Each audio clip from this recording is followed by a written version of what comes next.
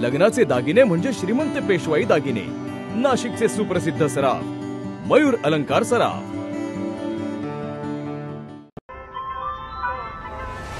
ताज्या बातम्यांसाठी नाशिक न्यूजच्या YouTube चॅनलला सबस्क्राइब करा आणि बेल आयकॉनला प्रेस करा।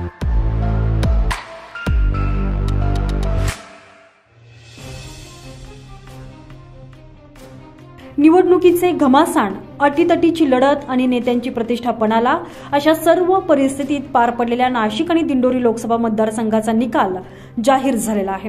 विद्यमान खासदार डॉक्टर भारती पवार आणि 2 वेळा विजयाची संधी मिळवलेले हेमंत गोडसे हे दिल्ली ट्रेन पकडण्यात अपयशी ठरले आहे। दिंडोरीतील महाविकास आघाडीचे उमेदवार भास्कर भगरे आणि नाशिक लोकसभा मतदारसंघाचे उमेदवार राजाभाऊ वाजे यांना पहिल्या प्रयत्नातच दिल्लीची ट्रेन पकडण्यात घवघवीत यश मिळाले। शिवसेना उद्धव बाळासाहेब ठाकरे पक्षाचे उमेदवार राजाभाऊ वाजे 1,78,000 मतांचे लीड घेत शिंदेच्या शिवसेनेला त्यांनी जोरदार टक्कर दिलेली आहे।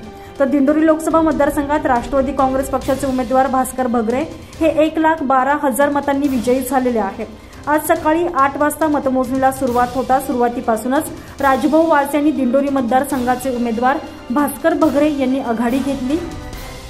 सुरुवातीला पोस्टल मतदान उघडल्यानंतर देखील वाजे यांचीच आघाडी कायम राहिली।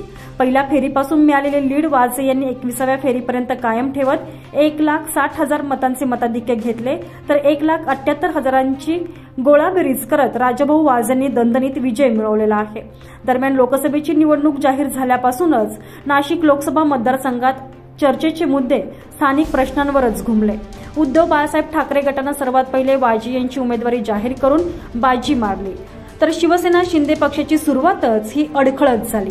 अगदी उमेदवारी जाहीर करण्यापर्यंत अनेक कटकारस्थान झाली, बरीच नावे चर्चेत आली। शेवटी हेमंत गोडसे यांच्या गळ्यात उमेदवारीची माळ पडली। मात्र इकडे वाजे यांनी सुरुवातीपासूनच प्रचारात आघाडी घेतलेली होती। या मानानं हेमंत गोडसे काहीसे मागे पडलेले होते। जेवढे दिवस मिळाले त्या दिवसात गोडसेंनी प्रचाराचा जोर वाढवला।